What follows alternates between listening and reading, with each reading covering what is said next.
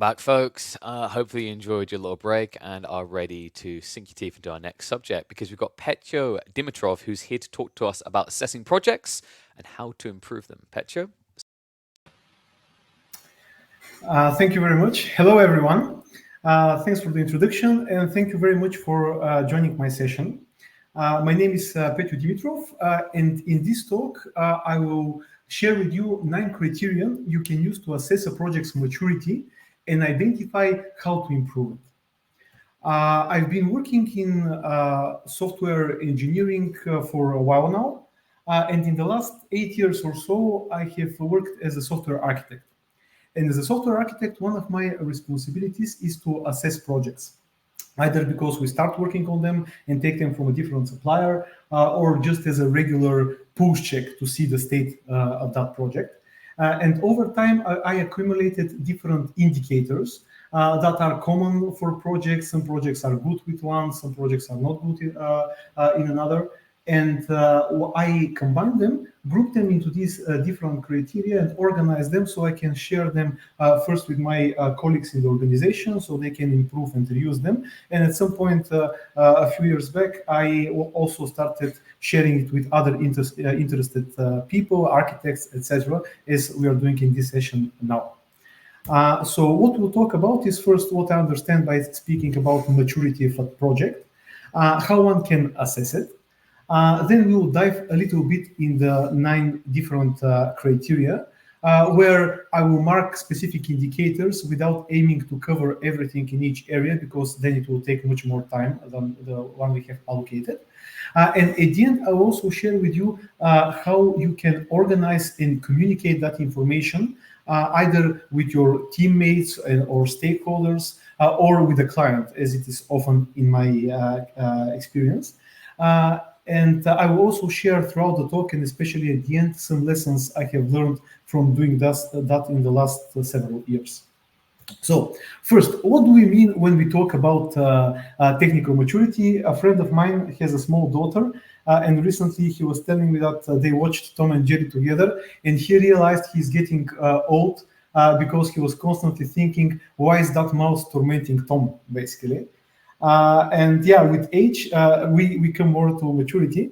But in the context of a software project, when I speak about maturity, I mean that the project is stable, is using good technologies, has a proper architecture, is reliable, and in a nutshell is a good bedrock for continual operation in production, and to also build new functionalities and develop it further, depending on where it lies in its life cycle. So this is our focus. Why does that matter to us? I will share with you 3 examples when we do such assessments that are kind of more ad hoc, like not as part of just regular check-ins or new projects that are starting. One of the popular reasons is that you get serious production problems, like a serious outage or some other kind of incident, which is a common driving factor to invest a little bit to see where we lie on different aspects, and more importantly, to see how to improve. Another reason is if there's a big upcoming release, like a lot of things have been accumulated, and the project determined it as a sufficient risk to invest in proper assessment and identifying key improvement aspects. And the third common one is negative feedback, either from stakeholders or from clients, users of the solution, which can be a driving factor. And by thinking about those things proactively and early on, ideally we can mitigate those before they even come to pass. Like we don't get negative feedback, or we don't get risky huge deliveries, and ideally no production incidents. Like not serious production incidents are inevitable anyway. So why 9 criteria, you might ask yourselves. There is this, I think, psychological study that was summarized in what's called Miller's law, stating that a person can keep in their short-term memory around 7 things, plus minus 2 things, depending on their condition, age, and other factors. So in the short answer, I opted for 9 because I wanted to load test your short-term memory, basically. But on a more serious note, the reason there are 9 is first, there are multiple aspects in a software project that one could think about. And even now with 9 criteria, we don't get it exhausted, like it's not completely exhausted.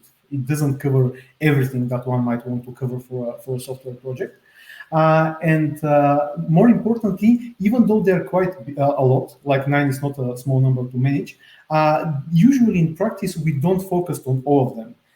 As I'll talk in a minute, at the early stages of a project, we focus on what is most important, either based on our experience, the state of the project, or the priorities of the stakeholders. And ultimately, we end up with less than those items in the list. Yeah, so this is more of a bucket list of criteria from where you can pick and choose the items that you want to use in the project. And now we can have a look at the high-level criteria themselves. So here we have security, code quality, several ilities, so deployability, testability, and operability. Then we have integration, cloud, processes, and finally third-party libraries and dependencies. I will dive into a little bit more details into them in the coming minutes. Why they're ordered in this way is kind of arbitrary.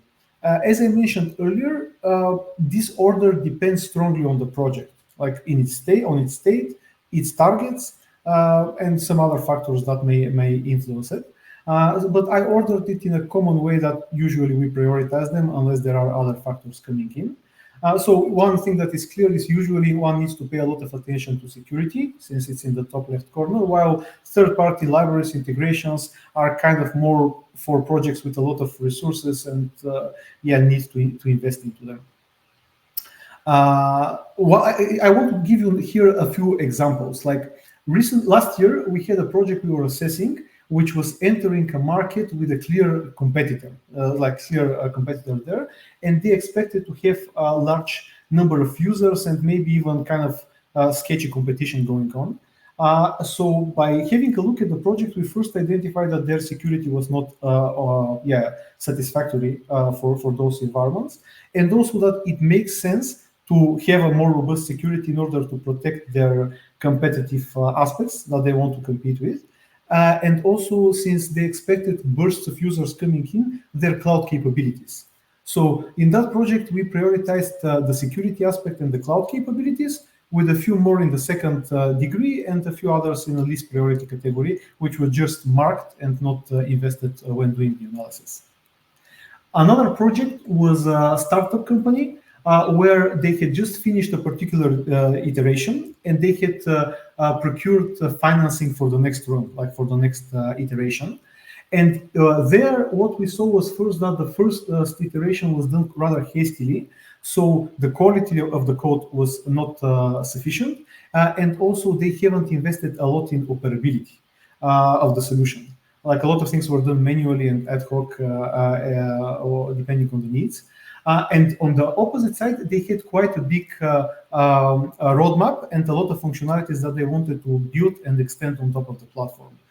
So as a result, there we focused on code quality and operability as aspects. Well, for example, they didn't mind that much integration because the same team was handling all the parts. And yeah, there were some issues in the integration, in their API design and some other aspects, but it was not as critical in the short term, rather than being able to develop new capabilities on top of the platform. So here are some examples of considerations you might have when you are at this early stage of assessing the project. Now we will talk a little bit more about the methodology. And this, of course, as I mentioned earlier, can vary. Like if you want to assess your own project, you are more of an insider, so some of the things will not be as is. While if you're a consultant external to the project, you need to kind of gain a little bit more understanding that is not present by default. So I will mention both perspectives in my presentation. When starting in the first phases, which I named here kickoff meetings, we need to explain the process and also its importance to the different parties that are involved. And as I mentioned before, it's quite important to emphasize and clarify the scope of the assessment. How deep we will go when assessing the project, which also applies when you are assessing even your own project, because we all have deadlines, we have timeframes which we need to fit to, so we cannot spend all the time on everything. So when clarifying the scope, you will see, are we doing just kind of a regular checklist, or are we diving into the source code of the project and doing more extensive sessions with the team? And also at this stage, we see what parts to be included, like what criteria to emphasize more, and also what components of the project. Like maybe the project is planning to rewrite the mobile application, so they will not invest in analyzing it since it's already on the chopping board. The identifying the key criteria usually doesn't happen right away, because from my perspective, I need some time to understand the project and to get details about it, and the other part to get to know the team that is working on it. And usually it happens in a follow-up meeting, like not at the exact start of the project.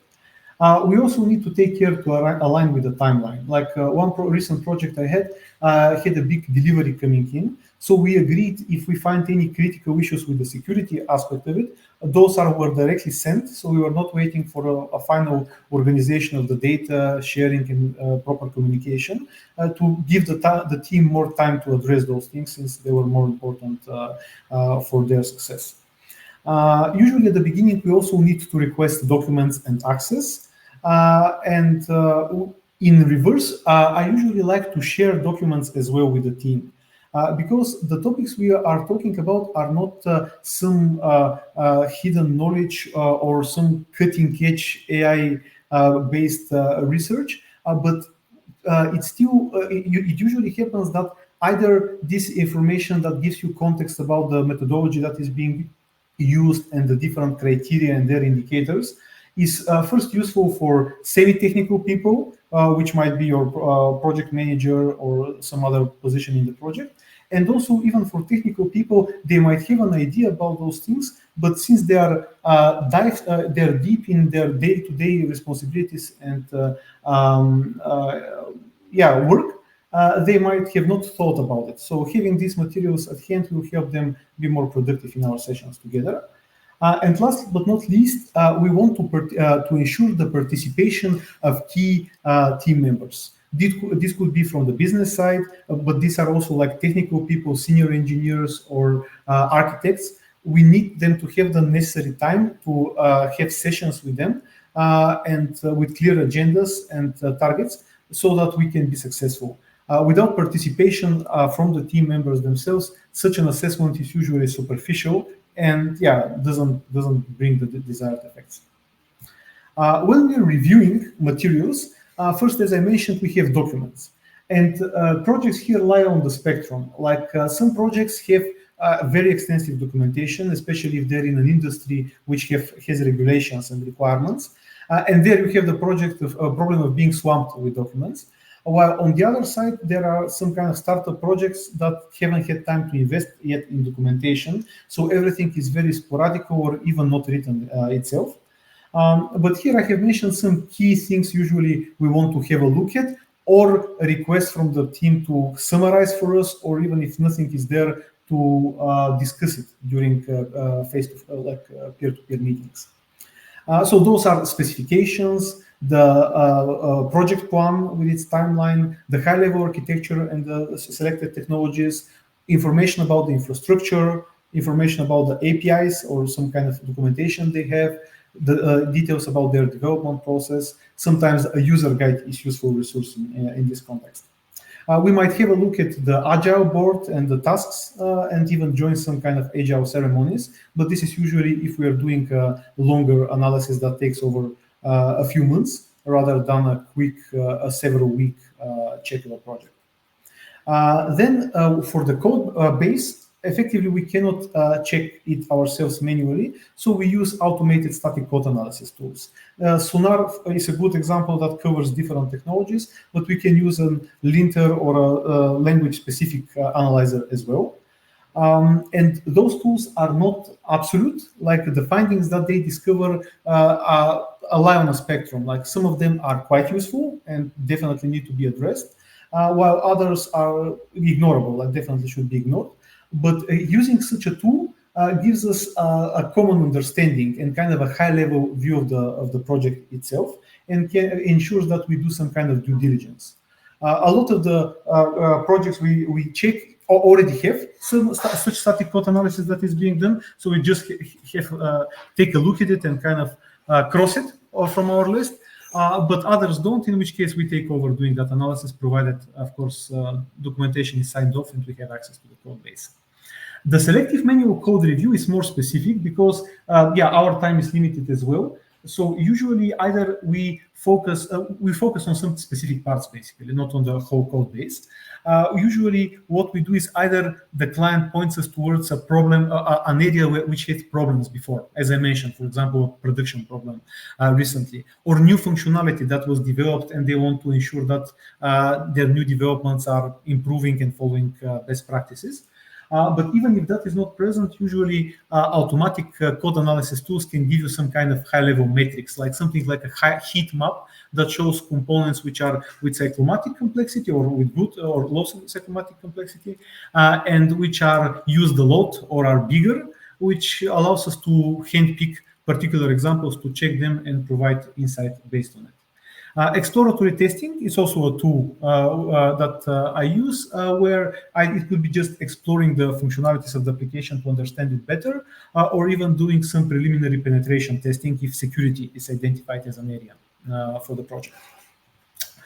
Okay, so when you go about, as I said, we have 9 criteria, and each of those criteria has a lot of indicators that attempt to determine the maturity in that area. So what we use is something like a checklist. Here I'm sharing just an extract from the checklist.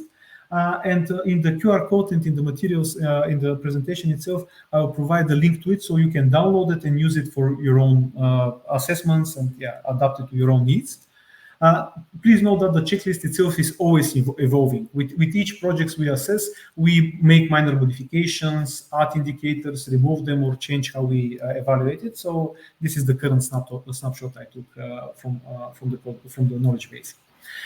So what we're seeing here is a kind of systematic approach where we have the criteria. So this, in this case, is integration criteria. And for each of the indicators, we are assessing binary, is it fulfilled or not fulfilled? So it could be green or red, effectively. Of course, not everything is binary, but we try to generalize it a bit and to add sufficient details in the description. Like those details are also useful if later on we do a follow-up assessment after a year, for example, to refresh the context for the reviewer. Once we have these indicators marked, there are a general evaluation is made, which is usually made based on some kind of ranges. Like if a sufficient number of items are checked, the thing is considered satisfactory. It starts with not satisfactory, then it goes to satisfactory, good, and ideally the target of excellent. But those are not always just quantity based. There's also a quality aspect to it. So one indicator might be more heavy than another, so we could adapt the final score depending on that when needed. And this checklist is basically something that we go throughout the analysis phase. So we might review particular aspect of the project, have sessions with the team, and then populate the checklist. The population, especially if the team is mature and the assessment is not very deep, can be done by the team themselves, and then we discuss it together, or it could be done by the architect that is doing the review. And now we'll have a look at some specific indicators for the different categories. And again, these are not exhaustive, but they serve first as a checklist. And additionally, based on them, we identify specific recommendations, which can result in tasks being added to the backlog of the team so that they can address them down the line. So first we start with security. And here, considerations that need to be checked are common things like, has the infrastructure been properly hardened? Is there audit tracing of changes? How detailed that audit tracing is? Are we validating input data? Do we use encryption of the data in transit and at rest? And with the gradation of those aspects that are being covered, we get a higher score or a lower score effectively, but this doesn't mean that if we miss something very critical, like for example, if we keep our passwords plain text or something like that, we might not get a critical recommendation that needs to be addressed. What helps us in the security analysis is the OWASP lists. There's already a well-maintained list of common vulnerabilities, which like injection, cross-site scripting issues, etc. So we use that in context when we have discussions with the team or when checking key parts of the application itself. Some static code analysis tools have vulnerability detection, which can be useful. Like for example, Sonar reports on stuff like that. One thing that pops into my head is it will easily identify if you're storing credentials, like infrastructure credentials in your code, which is a general bad smell. When doing penetration testing, we can use some kind of a proxy, like the ZAP proxy, explore the application, and it automatically exhausts different vulnerability attacks and prepares a report for us, which is quite useful. But usually, to be honest, for penetration testing, if we do it, it's usually an early indicator, and we emphasize taking a penetration test analysis separately, like by a dedicated team with a specialized expertise, since this is a quite deep topic. But it helps for the initial analysis to have a general look at it to give an idea of the state of the project.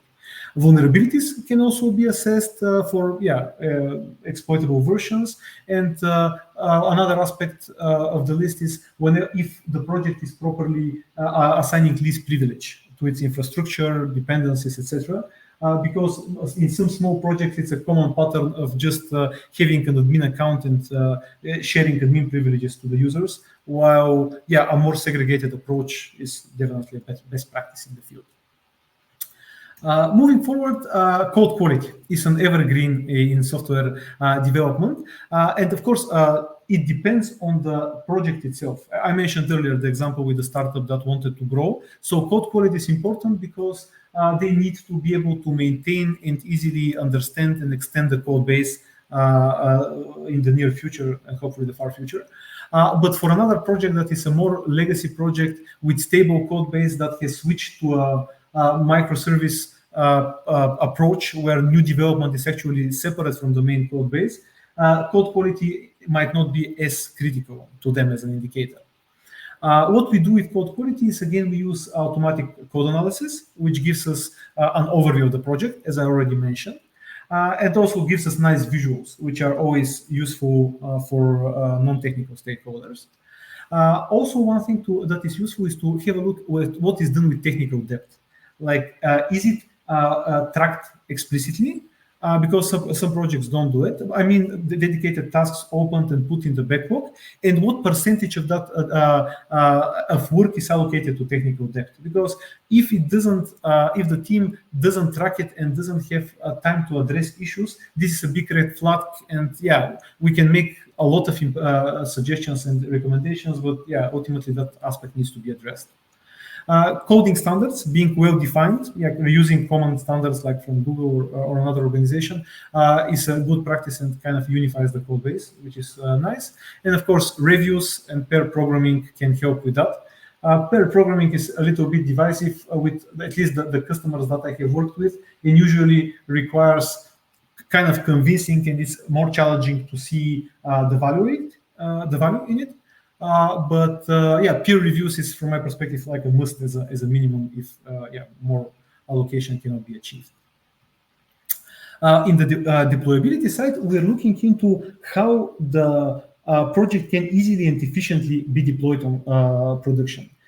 Because, for example, one of the projects we had, it was very mature with a lot of processes, documentation, the code quality was good, but they even had already moved to the cloud in a previous initiative, which was nice, but they didn't properly invest in deployability, which resulted in new versions being deployed within days, even weeks, instead of hours. Like, their use case didn't allow like very fast deliveries, but it was still too slow down, preferable for the business.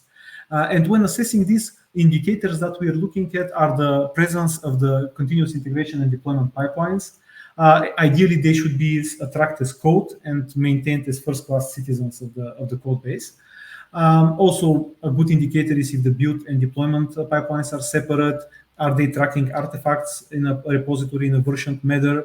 And if they have a ways to avoid drifts in their environments, like changes creeping into the environment, so to have some kind of environment parity, which is easily achieved if they invest in infrastructure as code and have proper automation. But for other projects, it is a challenge and it can cause unexpected production issues, as we all know.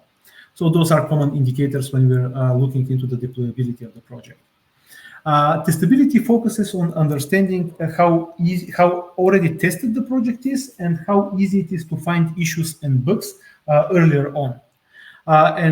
Which is also cheaper to fix. Like the earlier we find it in the software development lifecycle, the better. And here we focus on the coverage, like what level of coverage there already is, how much has the team invested in the testing pyramid. I mean, how much tests they have on as end-to-end tests at the top, or how much testing they do on unit test level at the bottom. Because the pyramid is known, like we all know it, but you'll be surprised that projects which kind of don't emphasize enough on this sometimes stick only with one of them and miss benefits by combining multiple mechanisms. Performance tests are also an important thing to check, especially if the project has public users and high performance requirements. And ideally, you want those things to be automated and already integrated with the software, with the CI/CD solution that is used in the project, because otherwise they usually tend to be stale. Like some clients, they do a performance testing initiative, which is kind of a one-off, and then the thing falls into disuse and is not actively maintained. On the operability side, we are checking how easy it is to maintain the solution in production. In DevOps, there are a lot of practices which we can employ to that end, like having standardized and centralized logging and configuration management, ensuring that health checks are checked and you have proper dashboards and metrics, having a process of root cause analysis whenever an issue happens in production, to ensure that lessons are learned and things are not missed in the hurry of the incident. Also important is to ensure that when an outage happens, the solution recovers, like is able to survive the restart, reconnects, and that you're getting proper notifications and timely notifications to address the issues and react to the problem. So these indicators being present help with the operability of the solution and make it easier to maintain. On the integration front, we are basically interested, and the final group, it could be more dependent on the project itself and its specifics. The integration checks if the project is easily integratable by other components or integrates well with components. So it is bidirectional to an extent. And here, of course, having an API using common technologies is what we are expecting. Investing in having an API documentation that is easy to understand and ideally is automatically generated is beneficial. And also from an architectural perspective, a balance between synchronous and asynchronous communication. Because synchronous communication is simpler, but usually for some integrations and larger scale projects, having a synchronicity, a messaging platform can make it more decoupled and easy to scale and grow in the long run. So this is usually a good suggestion if the project oversaw it. Finally, it's important for the project at a minimum to track their non-functional requirements. Like what are their expectations of usage, availability, and other such indicators. And ideally, they should be automated and tested and integrated with the CI/CD tooling. But even if not, as a minimum, to be documented and known and taken into consideration with new development and changes to the platform. Cloud capability is something that became ubiquitous in the last years, and usually our clients are in the cloud. So it's easily able to ensure that they have virtualized their hardware. But on a more advanced note, making sure that the application is cloud friendly will allow them to better benefit of the scalability of the cloud, and to usually there is a benefit in the at least early phases of ownership, like the cost of ownership of the solution. And here what we're checking is if proper containerization is used, is the application conforming to the 12-factor criteria for cloud native applications, which provide guidance in that direction. Some projects are highly scalable, so they can easily scale horizontally, but they're, for example, just lacking the elasticity aspect. So they don't adapt to it elastically, and there's an easy win there just with some configuration to give them more benefits to the operability aspect of the project. It is also important, and this one is kind of in the middle between cloud and integration, to employ fault-tolerant design. So here are the common design patterns popularized by microservices, like having circuit breakers, having bulkhead pattern being used, or even more simple things like ensuring that your API calls have proper retry and timeouts configured. Will make the application more robust and easy to maintain in production. Usually, larger scale projects also need to have a disaster recovery plan being done, at least on a plan level, ideally also with some kind of dry run being performed, but that one is more common for industry verticals that are more heavily regulated. On the processes side, we are checking if the team, the project and the team have the methodology in place to better and easily develop the project going forward. And these are common things, and most projects have them, but usually, at least on a surface level, it is good to check them to making sure something is not missed, like project management, version controlling, usage of and presence of some key documents, especially for the smaller scale projects which overlook documentation in their efforts.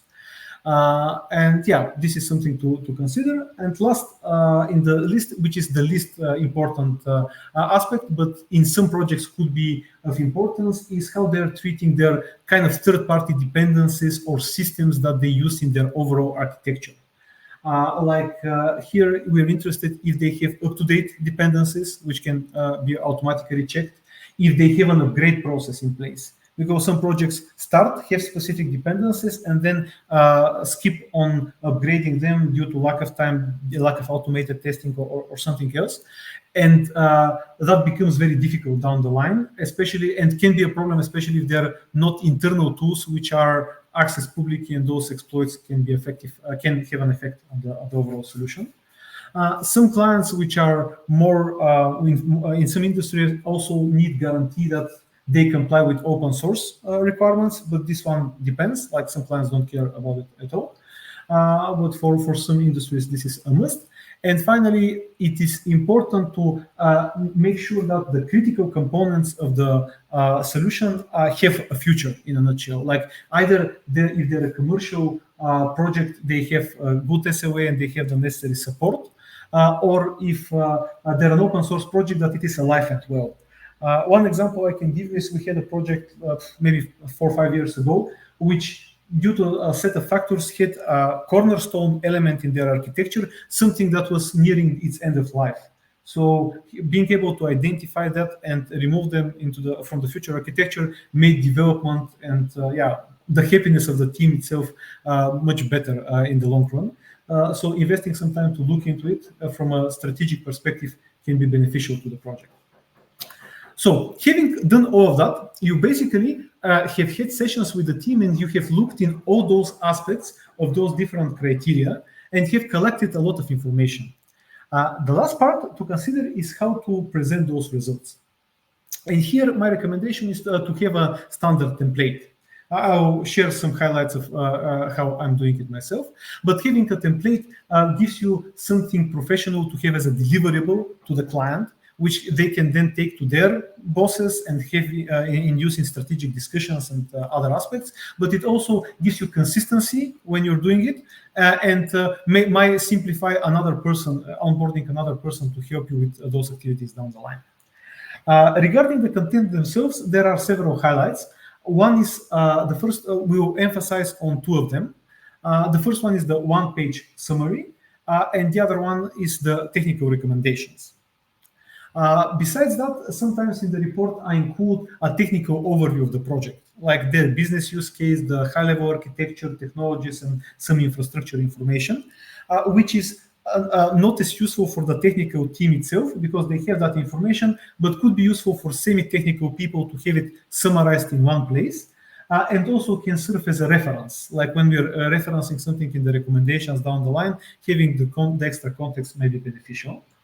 I usually like to document the constraints of how the assessment was done, which is more if you're doing it as a consultant. Like if it's already your project and you're part of it, that's not as important. But defining the constraints, like what was the availability of the people that you needed, what was the scope reasonable to the allocated time, and did you have proper access to the required materials, is important because sometimes the client will be very active at the beginning and be very interested, but then they couldn't give you those preconditions for a successful analysis.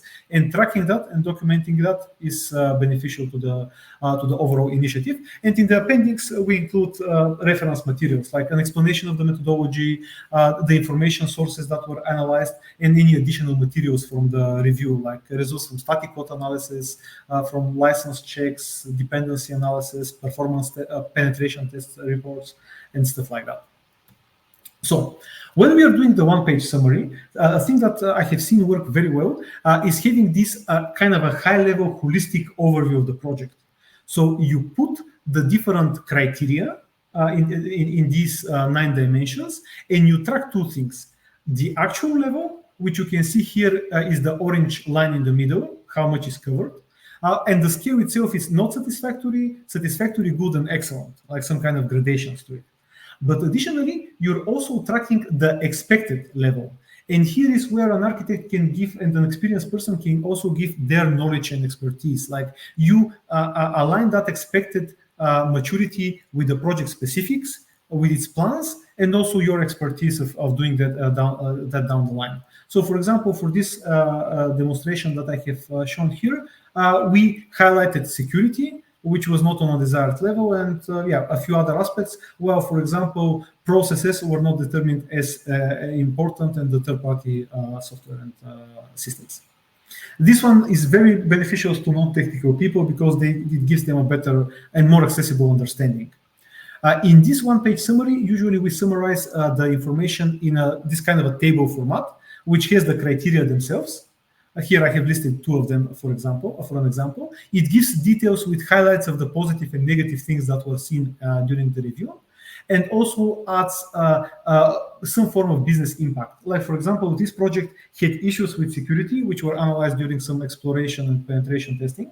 And their impact was that with enough effort, sensitive customer information can be obtained and extracted. It was not easy to do, but it was quite manageable to achieve. Additionally, for more visual representation, what we are tracking here in this is what is the current level. So, for example, security was analyzed as satisfactory because they had a lot of things in place, but they had those gaps and exploits, as I mentioned earlier. And also, we are tracking the target. So, for example, we may determine that security is satisfactory, and if it was an internal application, this satisfactory security would have been enough if only, for example, employees of that organization used it. And then the overall status would have been green. So expectation and reality matched.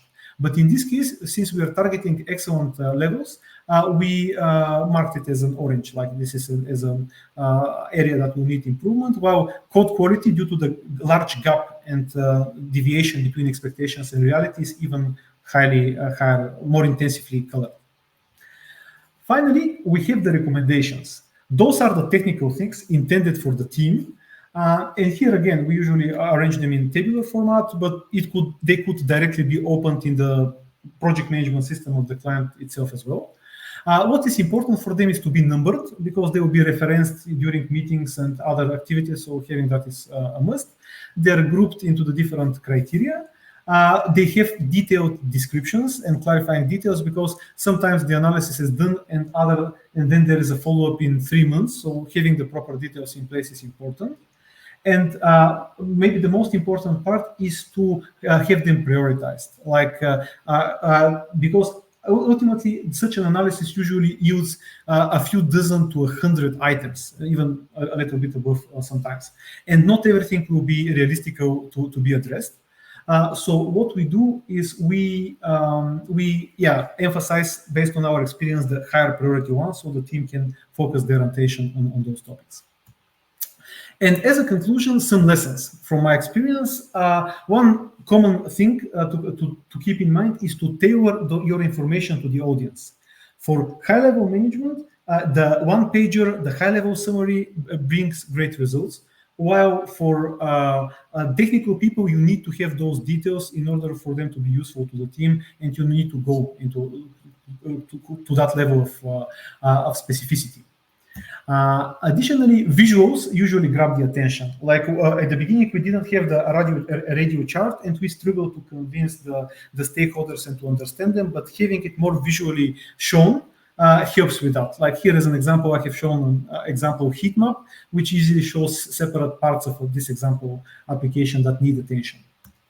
A third one is to engage the key stakeholders early and to understand their pains during the sessions.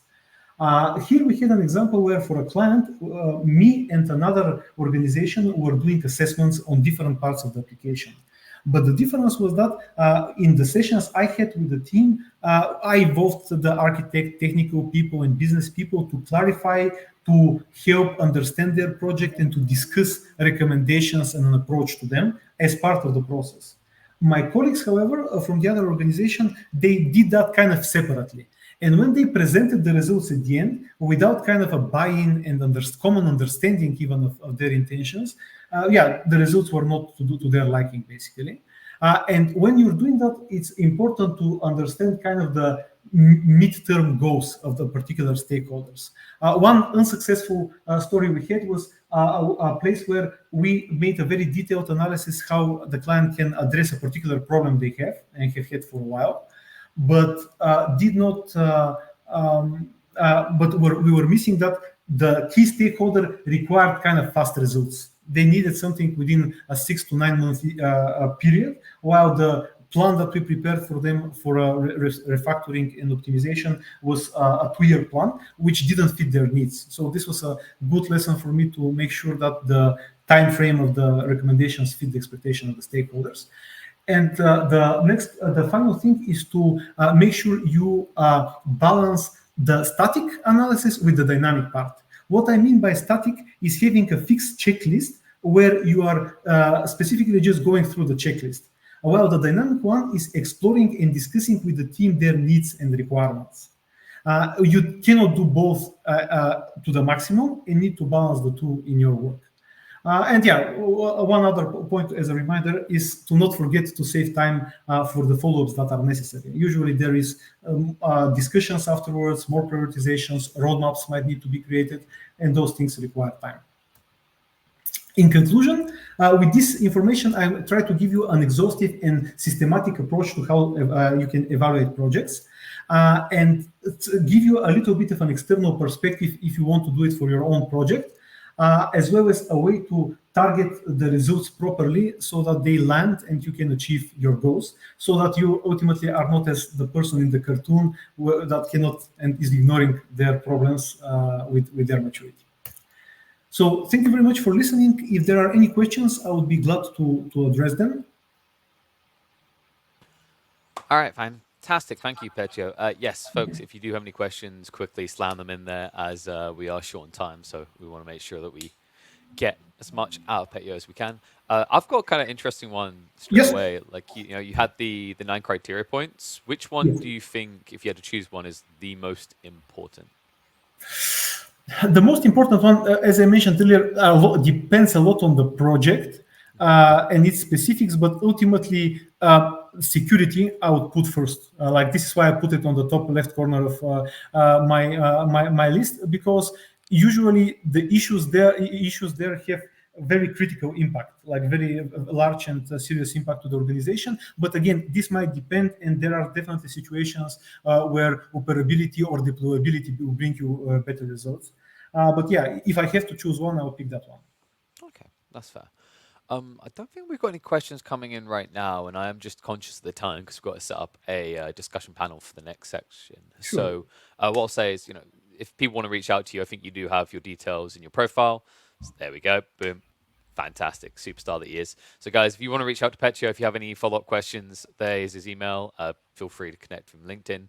But Petyo, absolute pleasure to have you on, my friend. I think we'll let you get on with your day, and Thank fingers you very much. crossed, we'll talk to you Enjoy the soon. rest of the conference. Bye bye. Goodbye. Okay, folks. So, just a short break, probably 5 minutes, and then next up, we've got a pretty interesting one. Actually, we're going to have a discussion panel going on with several members of the community to talk about the intersections of leadership. Pretty exciting stuff. We'll see you in a sec.